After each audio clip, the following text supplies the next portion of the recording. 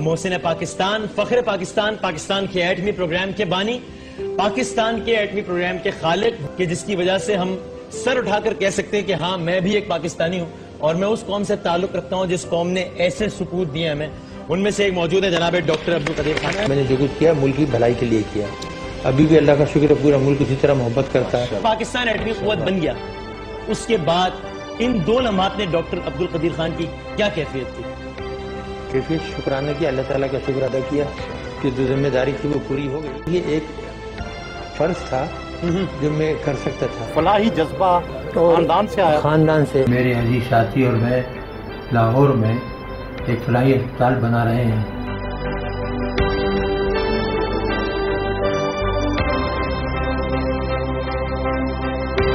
Doctor A Q Khan hospital trust, ایک نیکی انسانیت کے نام.